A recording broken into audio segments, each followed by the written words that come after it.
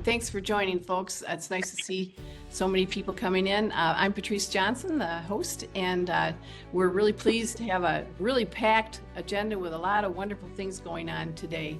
A lot of news to report. For one thing, day before yesterday, Michigan Fair Elections filed an amicus brief with the United States Supreme Court, which is it's a very important case because it's a congressman suing for standing to be able to challenge an election. And we all need to have more people that have access to the courtroom. And as you know, a lot of times our cases are thrown out based on standing. So we're hoping that this will prevail. And we're having a lot of encouragement in terms of one of the things, one of the amicus briefs filed against it, of course, from Mark Elias's group, basically said, well, you have to accept late arriving ballots way after, up to, I don't know, a week or 10 days after the election, or you'll be disenfranchising overseas voters, which is very interesting because Heather Honey then checked the Congress's records when they passed the UOCAVA, and they were very explicit. The ballots are to be sent out 45 days before, and on election day, no more should be received. So we're happy to have been able to incorporate our arguments about the weaknesses in UOCAVA into this situation too as well. So we'll see how the amicus goes. The Supreme Court will probably pick it up in September, but in the meantime, they'll all be reading it and thinking about it, and our name is on an important amicus. So I want to let you know that. And also, I want to introduce today, leading us off, is our dear Kristine Christlieb. She manages our news and commentary and a lot of our communications team. So fill us in, Kristine. Well, thank you, Patrice. I just want to start off by being, your calendar update for Michigan Fair Elections Institute by reminding you that we are 52 weeks and 5 days away from the August primary elections. We are 65 weeks and 3 days away from the historic 2026 Michigan election. Okay, so just a reminder that those are on the horizon. And as we all know, they'll be here, those dates will be here before we know it. But this coming week, we've got some interesting things going on. So first of all, the most important thing is that this is the week that time runs up, I believe, this week, or no, it's next week. Next week, time runs out for Jocelyn Benson in the request for information for the Department of Justice. So we'll see what happens there. Also, next week, watch for some potential lawsuits to be filed in Michigan. You're going to need to keep your eye on Michigan Fair Election Institute's website for those for that breaking news. Then in the following week, we have our very good friend Jonathan Brader back on the witness stand in Hillsdale. So that'll be fun to watch. And I believe the Midwesterner, our good friends at the Midwesterner, are going to have a camera in the courtroom. We're working on that now. So you won't be able to watch it live stream, okay, but we will have video footage almost immediately from that testimony. Also, in that same week is National Poll Worker Outreach Day. That's on the 12th. So we're going to be promoting that as well. Then I also just want to put on your radar, in September, we have two important things coming up. We have the Tea Party Patriots are going to have a Only Citizens Vote tour bus come to Michigan on, Jeff, help me out. Is it September 3rd? Yep, September 3rd. It will be in Lansing. Now that is a tentative date. You need to stick with us on that date because that schedule is very packed. They're going from California to, I guess, Washington probably. And so that schedule may change. So stick with us on that date. But then at the, also on Saturday, the 6th, am I right, Sherry? On Saturday, the 6th is our volunteer picnic. Is that correct? Yes. Okay. Thank you, Sherry. So, I am your calendar update, and thank you very much, Patrice. Thank you very much, calendar update. That was a great update. There's a lot going on. Thank you. So Sherry, tell us about also a volunteer recognition event. Oh, yes, absolutely. I would love to. So mark your calendars for Saturday, September 6th. We are having a picnic in Howell, Michigan. I thought that was a good central location for people to come from Metro Detroit and the West Side and a little bit up north. We're going to be gathering for Michigan Fair Elections Institute Volunteer Appreciation Picnic. And our goal is to recognize all the hands that do all the work for the things that we are accomplishing. Oh, thank you. There's the invitation. Yes. So it's on Saturday, September 6th from 4 to 7 p.m.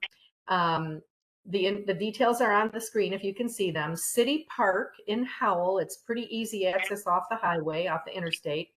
We'll be in the Rotary Pavilion with a beautiful view of a small lake, and it's very lovely environment there. So it's a covered pavilion in case the weather doesn't cooperate, but we believe that it will.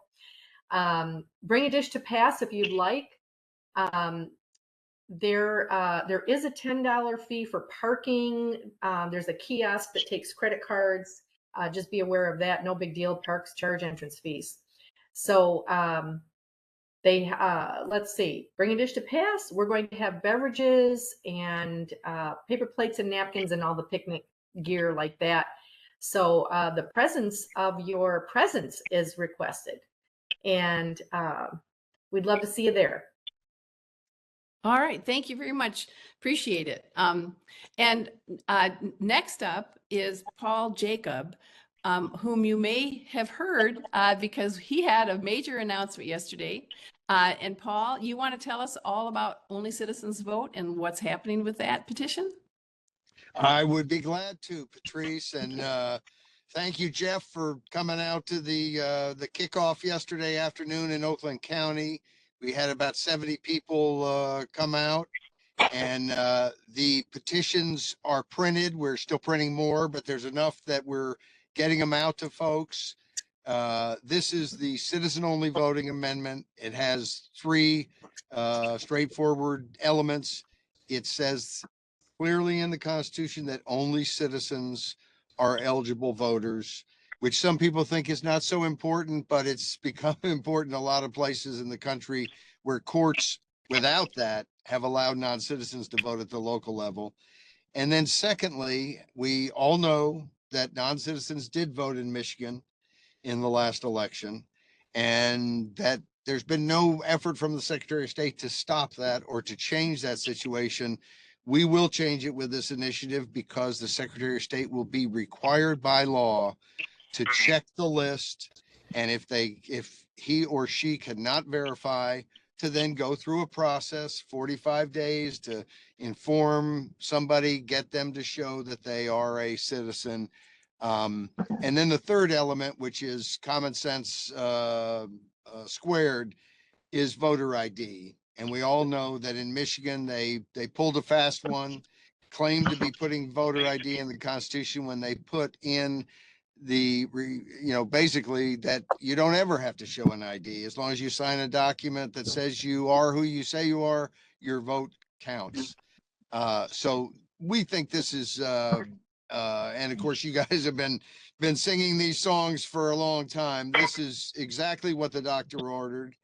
And not only is it great public policy, but, oh, I must have hit my thing. Sorry about that. But not only is it great public policy, but I think it will make a huge difference in this next election. And the next election is always the most important one. And we think we can, in the next 4 months, we have 6 months, but we don't want to go past Thanksgiving. We think we can gather 650,000 plus signatures. We need 446,198 valid. We want to be well over that mark because we know the other side will sue and fight and do everything they can to stop us.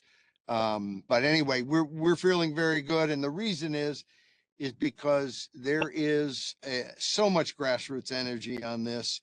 And I know that some of you have already grabbed petitions. There's some folks who've ordered them and they're on the way. But anyone who needs petitions, you can email to info@onlycitizens.vote, or you can go to the website, which is onlycitizens.vote/Michigan, or just /MI. And there's a button right at the top that says send me petitions, and that information, and we'll get them to you fast. I'm really excited about this opportunity. I joked yesterday that, boy, we've worked awfully hard to put ourselves in a position to have to work awfully hard, but that's what life is. And I am thrilled to be working with all of you. And I think together we can make this happen.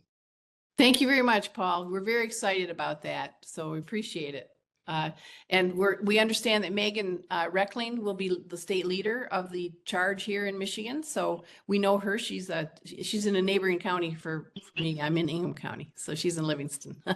Yes, she will be coordinating all the volunteer efforts, and we've got a number of different groups. You guys have been so helpful, and Americans for Prosperity have gotten official word that they can work on this, and they'll be going door to door with it.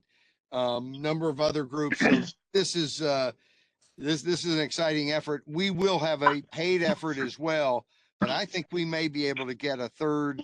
I'm hopeful that we can get 150,000, 200,000 of those signatures by the volunteer support around the state. Great, thank you so much. Well, we're excited about it because it's long overdue, and it's going to make a difference in trust as well as accuracy and fairness of the elections. So thank you. And along that line, I'm really pleased to introduce Jennifer Eisler. Correct me if I've pronounced it incorrectly, but she's with Tea Party Action. And Jennifer's going to talk to us about a bus tour from Tea Party Action that's coming to Michigan, as well as Only Citizens Vote Month. So the timing is perfect on the whole Only Citizens Vote petition as well. Go ahead, Jennifer. It is perfect. Well, thank you so much for having me. I really appreciate the opportunity to be on. And it's great to meet some of you or see your faces. I have emailed back and forth with several of you, but have not been on a call. And Jenny Beth is actually celebrating her son trekked the entire Appalachian Trail and finished this morning. So she is in Maine with him right now, celebrating at the top of a mountain. So y'all get me today. But it is very fitting for the month of August. Tea Party Patriots Action has designated August as Only Citizens Vote Month. And we are specifically trying to spotlight the Safeguarding American Voter Eligibility Act. So the SAVE Act, we know that passed the House, but has not made it through the Senate. So our goal here is to build momentum around the SAVE Act to help get it included in must-pass legislation in the fall. We think that's the best option in terms of trying to get it across the finish line. And so with that said, we have organized several different opportunities for our activists throughout the month. We are doing neighborhood petition drives, so door-to-door canvassing. And then we are also doing house parties, ice cream socials across the country, and tabling events for petition signings. And then we are also hosting local sign waving events across the country. And we are finishing off with a stop in DC. That final stop is going to be on September 10th. And our goal with that is to do a press conference, a live national press conference, as well as deliver all of the petitions and letters that we've gathered from across the country to those senators' desks on September 10th. But we are doing a bus tour. And so that bus tour is going to kick off on August 18th in Cypress, California. And we have 20 stops along the way. We're traveling all across the country. And one of those is Lansing, Michigan on September 3rd. So we have kind of solidified, I'd say we're about 90% in solidifying that September 3rd will be our stop in Michigan. We are still kind of working through the details on location and speakers and all of those pieces, but I will be happy to get that information to this group when we have all those details finalized. But we are looking somewhere around probably noon to 1 o'clock, noon to 2 time frame on September 3rd in Lansing. And then that bus tour will continue on, and it will, like I had mentioned, finish off in Washington, D.C. on September 10th. And so I'm happy to share the petitions that we're working on with this group. And then I'm also happy to put the link to our webpage in the chat if you want to send that out.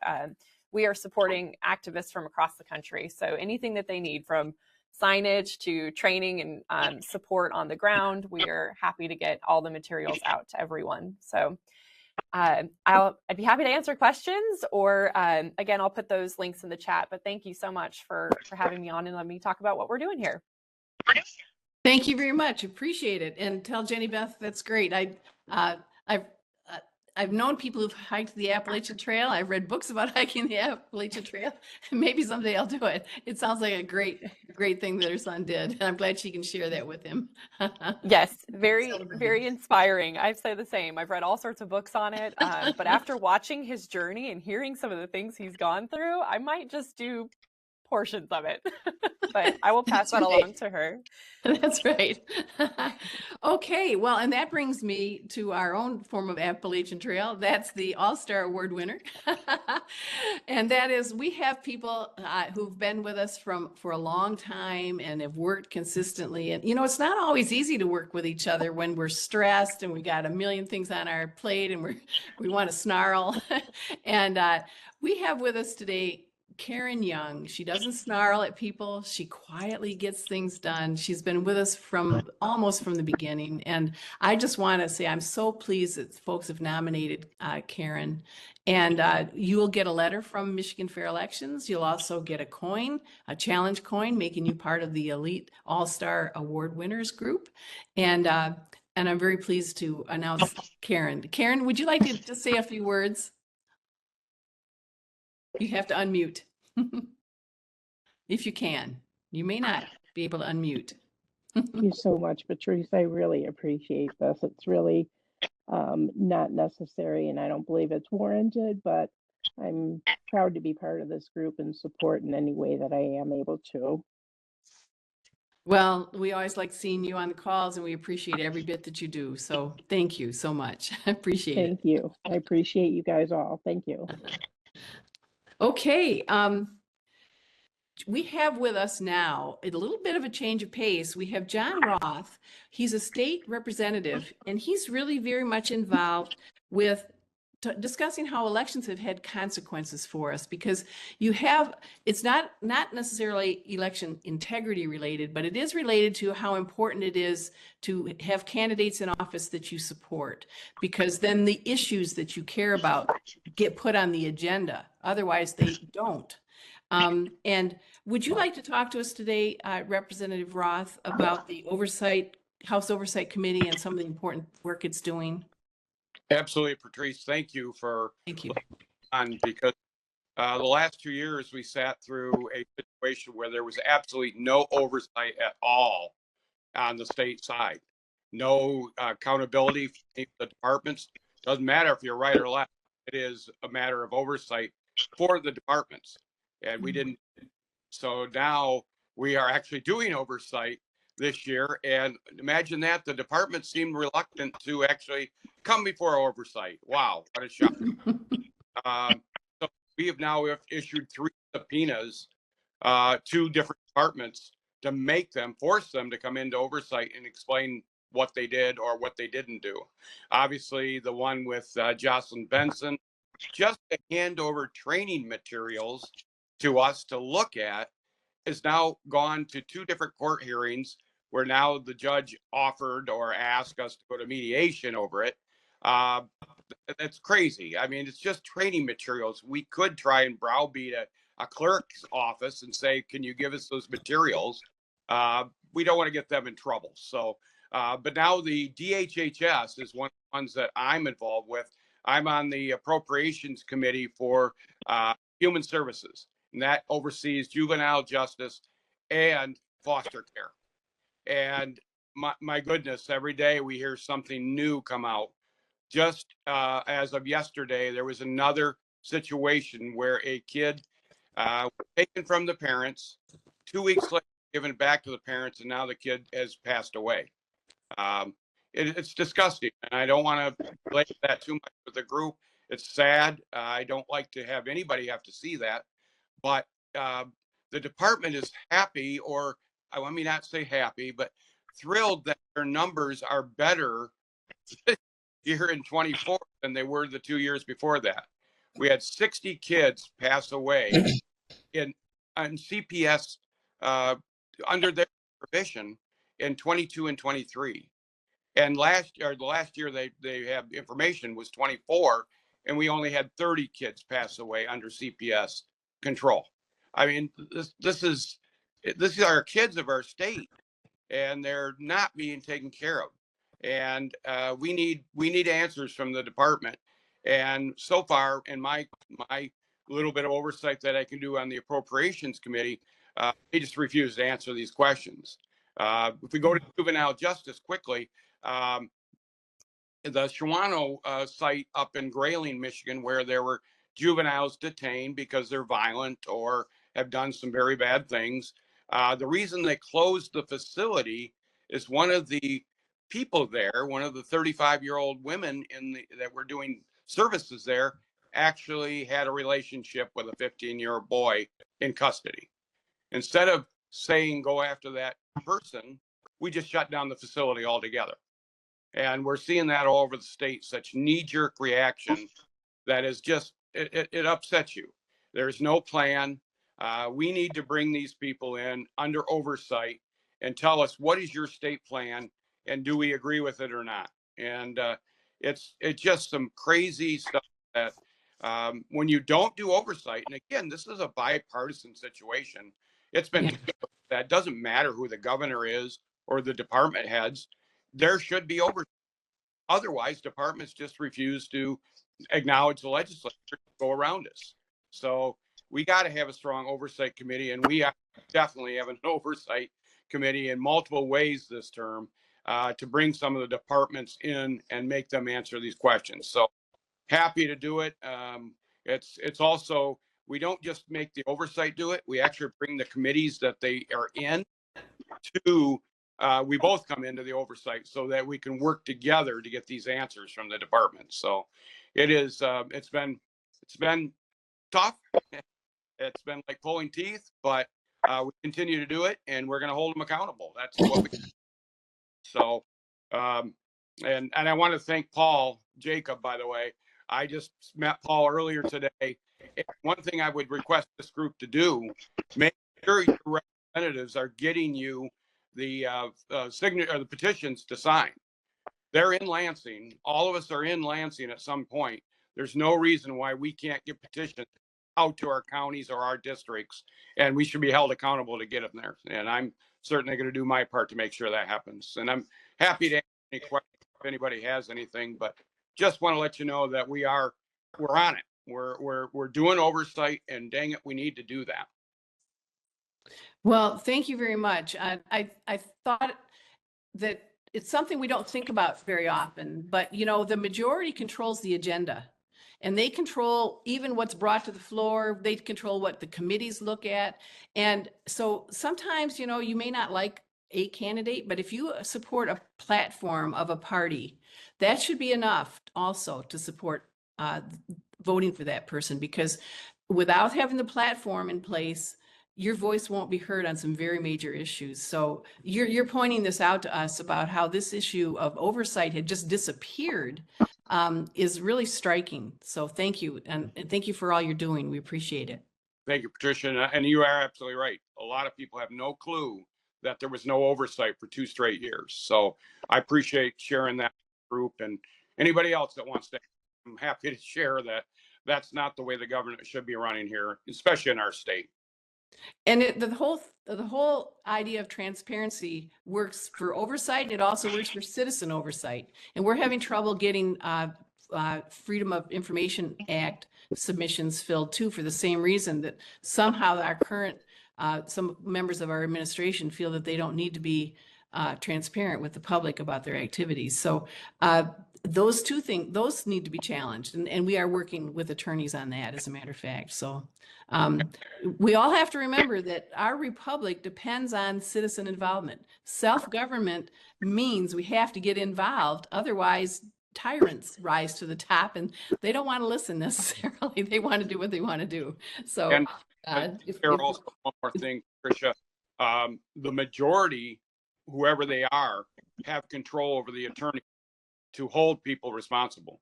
In the minority, your attorneys basically just try to protect your group and things that may come at them.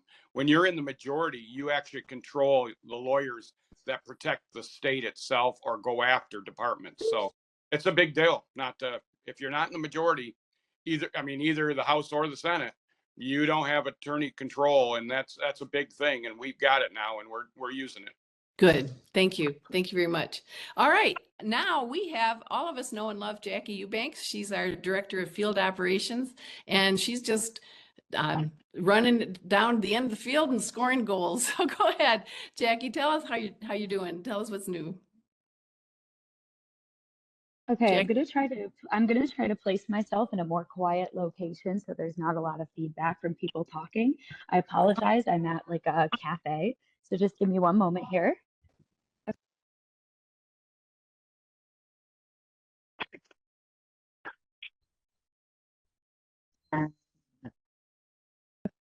There you are.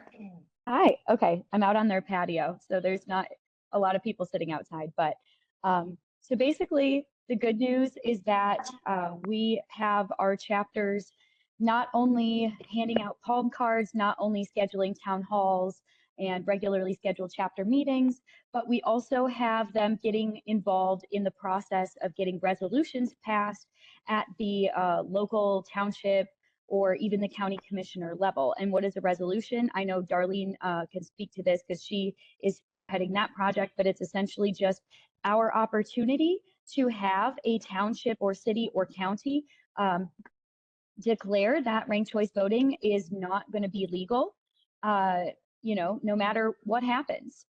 And we think that this is a really great way for election laws to have an impact at the local level and how chapters can get involved. I had asked Mark Smith to talk about what he's doing in Benzie County with this specific initiative, because I want people to know that this is something they can replicate in their own counties with their own chapters. So if Mark Smith is available to talk about him working on getting that resolution passed in his county, that would be great. Hey, Patrice, can you hear me this time? Beautiful. Yes, just great. How you Thank like you, my Mark. new office? Hey, John, how you It's like wonderful. my lakeside office? Nice office. Oh, God. Well, I apologize. For last week. But yeah, Jack, you're exactly right. So as John knows, and John, God bless you, man. We couldn't be more excited to have you as our House rep. So thank you from the bottom of our hearts for what you're doing for us in Benzie, and collectively the group. But as Jacky mentioned, we have 13 townships in Benzie, 2 of them, Gilmore, and I think Jacky's working with Dan Carter in Gilmore. They're working on a resolution and a presentation to their township board. Joyfield will be passing their resolution, Jim tells me, in September. And I think, I may have the details wrong, but local jurisdictions and county races can exempt themselves from ranked choice voting. And we're trying to draw that line in the sand already. We've printed up the palm cards. We are handing those out wherever we see the ranked choice voting rear its head in Benzie County. We've had one public meeting where we, the RCV team here from the election group, there were more of us at the meeting than the ranked choice voting, which I think stunned them. But yeah, we'll be at the Northwest Michigan Fair next week, handing out palm cards. And then I know Patrice, I think I worked with you and Paul. We're getting the citizens only vote petitions, and we'll be working with those. And what I like about the Northwest Michigan Fair exposure, those are people from potentially all over northern Michigan, but perhaps the state. So we'll be able to educate them about ranked choice voting on their way home. They can read the palm card. So I I continue to be, I was scrolling through the number of attendees on this call. It's just mind boggling, Patrice. So thank you very much. And we've gone full circle now. You got me, you got you, and now we got John Roth, our House rep, all on the same show. So I couldn't be, more excited. But if anybody's got questions, I'll shut up and answer them if I can. Well, Allison has her hand up. Go ahead, Allison. Hey, I just popped it in the chat. Is Benzie County using a statutory thing called home rule to fight implementation of RCV for you? I don't even know what that is, Allison, but That would be that'd be down the lane a little bit because the petitions haven't even been signed to get it on the ballot. Okay, because I know in Ohio, each county has each county and or community has what's called home rule. That's how come you can get a sanctuary city in one state or in one county, but it doesn't affect the whole county. It's basically my area, my rules.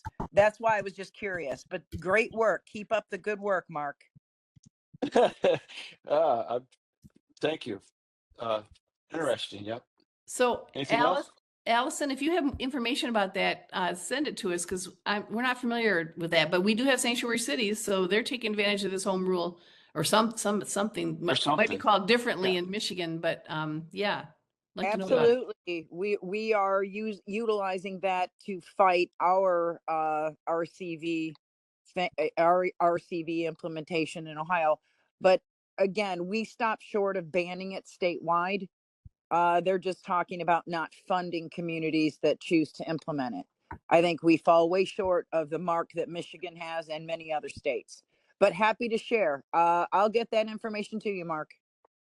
Yeah, thanks. And Patrice, that's an interesting opportunity. I forgot to mention, we've talked previously on this call. Our county clerk, Tammy, great relationship. She's being notified by the state that the Dominion voting machines have a 10-year lifespan. Many of our counties and townships are at year 8. They'll be hit with a massive $15,000 charge per machine. So where I vote at Blaine, there's 497 voters, and we can't afford that. So the home rule might be an interesting way to see if we can't get back to a paper ballot. We have a paper ballot. We're just using Dominion machines to count them.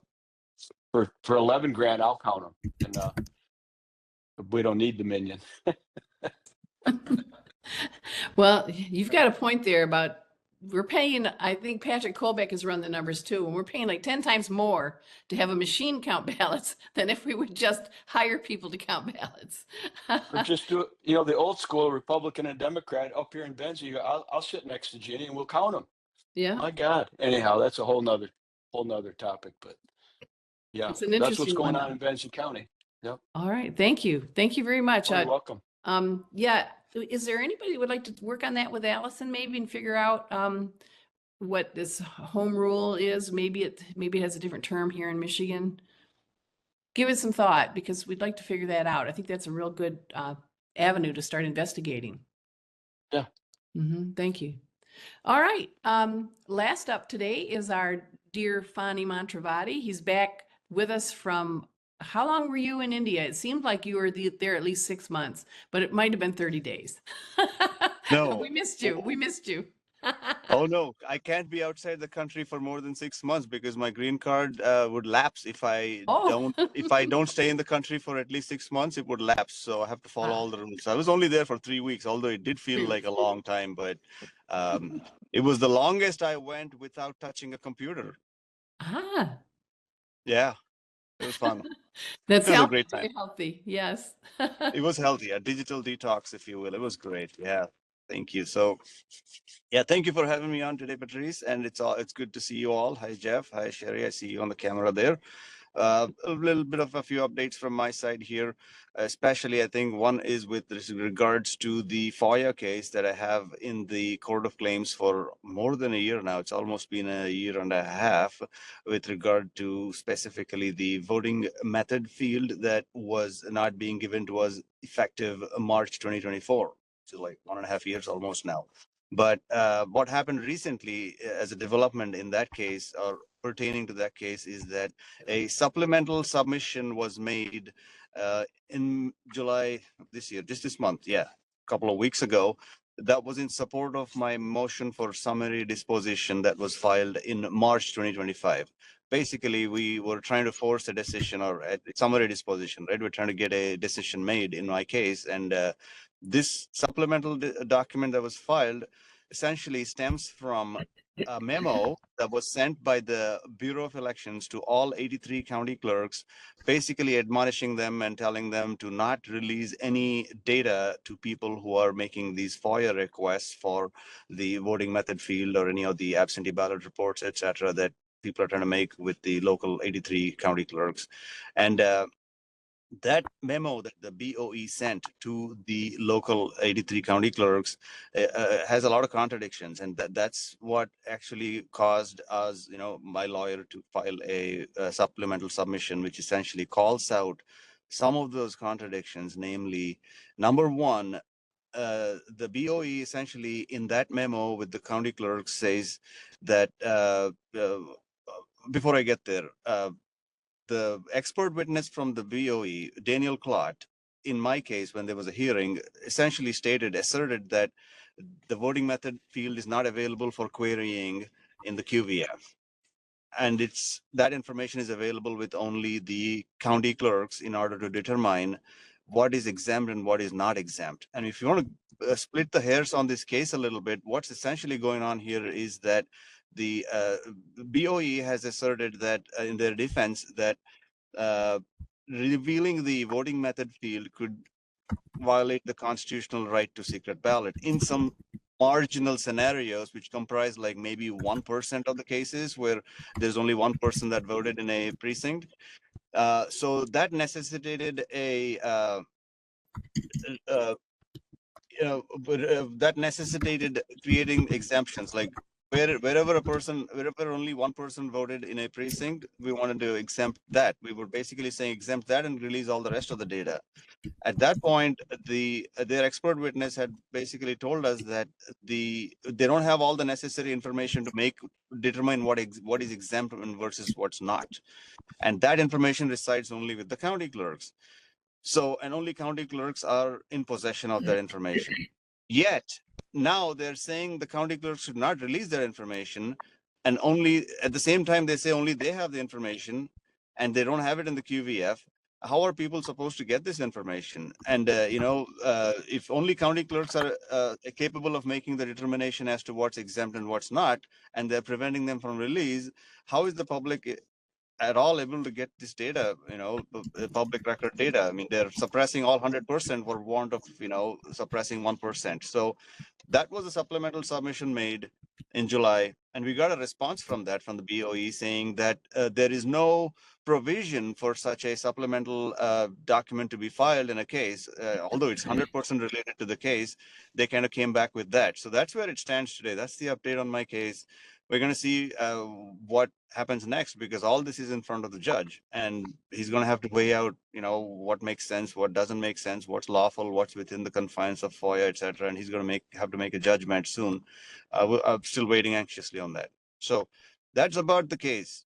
And the rest of the updates are with CMV itself.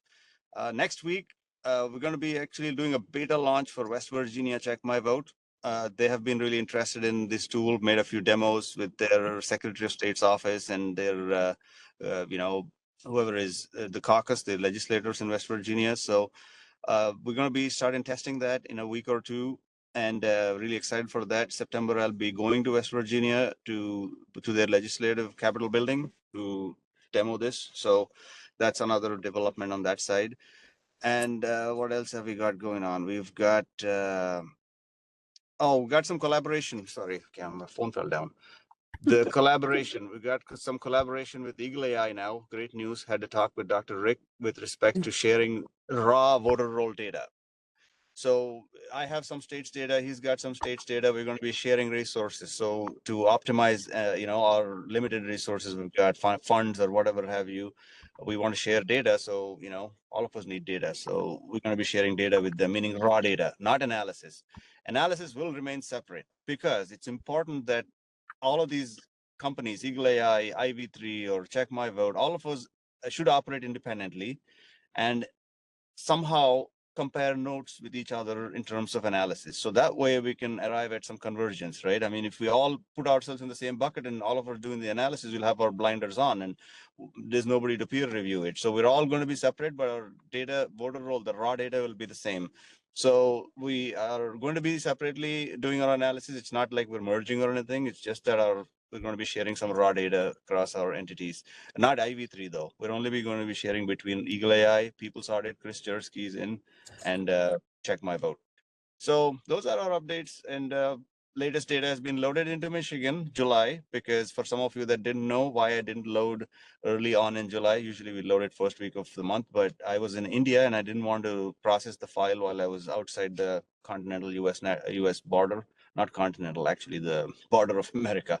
I didn't want to get the file out of that border. So I did not process it, came back and processed it on July 23rd. Ohio is processed. Tennessee also, we got a latest file. We got that processed. We got some NCOA data coming up. Michigan, we got some NCOA data from Eagle AI, which I'll be loading it next week. And Allison, you're here. And Dr. Rick, I just spoke to him yesterday, and he was willing to give me NCOA data for Ohio as well, which we should get in a week or so. And a lot of great stuff, a lot of NCOA refreshes going on, and West Virginia also. Cool. That's all I have. Well, that's a lot. It's good to have you A lot. back, Bonnie. It's good to have you and Likewise. Aldona back. Thank you. Thank you. I'm glad you had a good vacation too. Everybody needs a vacation. Right. Now, One more thing I wanted to mention about the home rule. Curtis Clark, he is the guy who's doing this in Michigan. Curtis Clark, if anybody Okay. knows him, he's an Army veteran, a great guy, and I have his number and everything. If you want me to get anybody in touch with him, Curtis Clark. We know him. Yeah, we know him. He's helped us with projects before. Yeah, he has. He drove all the way Gotcha. across the state to help us video one of our events. Bless his Oh heart. yeah, He's a nice great guy, man. good guy. Nice guy. Yep. Yeah. All right. Yeah, Shelly's been posting in the chat. Shelly, you want to update us on what is this a rumor, or how substantiated is this information? Tell us what it is first. Okay, the first one is about the tabulators. Now, this is from my county clerk, who chairs our election integrity committee for our local party. And there have been emails to the county clerks, and she said it is 20,000 a tabulator per precinct. Benson wants all of Michigan to be on HART. Her goal is by the end of her term to have this all done. And she said that coming conference this month. She did not talk about funding. If she was going to look for grants or townships, we're going to have to come up with that money. But this is directly from the Bureau. I'm not sure actually, but from the Bureau of Secretary of State to the county clerks from our clerk. Very interesting. Then just real quick, that other thing I put in there regarding someone had mentioned hand training. Berry County, we've got 16 people. We've been training for 8 months using Linda Rand's method out of Missouri. And Ionia, 2 township clerks called and asked if we would go to their county and train a group of volunteers there, just in case. You never know what happens. It's good to have this backup plan. If Trump says, I demand hand counting, I don't know, and it could be held up, we need to be ready. So we are willing to travel, within distance to get some other counties trained if they would like. Great, thank you. Yes, and Shelley's been very active in the clerk advocate program. She's still helping out, and you may have met Alan Dunst, who stepped forward to try to take some of the lead and share some of the leadership with Shelley. So we're glad to have you, Shelley, and thank you for your work on this. This is very interesting. For one thing, how could the Secretary of State, it seems like there should be some input process from the public before they decide to go with one electronic tabulator when the state has been going with 3, for one thing. I mean, should be, you know, when these all rolled out, and our contract left on ours a little over, we're Dominion.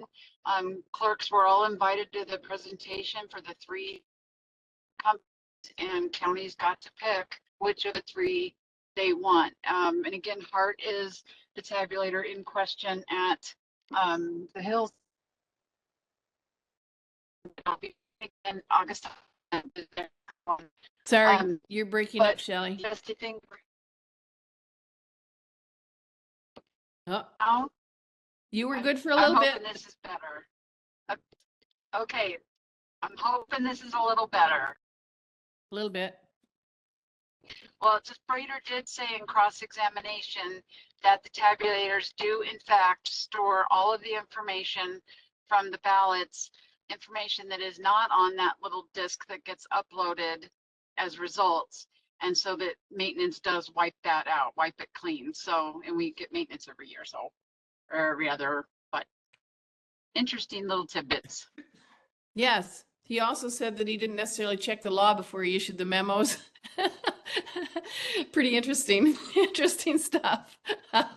Yeah, very interesting. Very interesting stuff. Okay, Allison. Thank you for letting me share. Thank you very much. Is there anything else anybody would like to share? And Allison, your hand is up, but I don't know if it's residual or whether you'd like to speak. Residual, sorry. Okay, all right. Okay. So I did post in the chat the home rule links for Michigan. It was adopted in 1909 Constitution, and cities and townships can have it, but not counties. And the second thing is I also posted the Hart machines technically are the only ones that are 2.0 VGSS 2.0 EAC 2.0 compliant. So that's one of the reasons I think they may be moving to that statewide. Thanks, Jeff. That's good information. Maybe you can work with Curtis and see what you can figure out about applying it at the, not the county level, but the other levels that they could be applied at. And Janine, go ahead. I see your hands up. Please join us. Quick question for Sherry. If I wanted a copy of the pledge to present to the candidate for state rep in my district, where do I go? On the PIME website or where? I'm not sure if they're posted yet, Patrice, but I can email you one, Janine, personally. Okay, so please do. Yeah, it's all set. do. When we can Thanks. when Isaac can get free for a moment, he'll be popping it up. He might have to put it into the articles area since we don't have a library yet on PIME. But we'll figure out how to make it available. Yes, absolutely. Thank you, Janine. Good question. Thank you. Yes, and in the meantime, I posted my email and phone number in the chat. You might have to scroll back a ways. It was about 40 minutes ago, but my contact is in there, and anyone can email me or call me, and I can get the pledge out to you and the appropriate letter, cover letter that you'll need. Just tell us or put it. Well, I guess it's kind of late. Put it in the chat again. Why not? Okay. Yep. Okay. I guess that's probably about it. So thanks, everybody. And if you've got suggestions for what we should be dealing with, if you've got suggestions of what we could do better, if you've got suggestions how you'd like to volunteer, if you'd like to donate, all those things are available on the website. So thank you very much for everything you're doing. Appreciate it. Bye, everybody.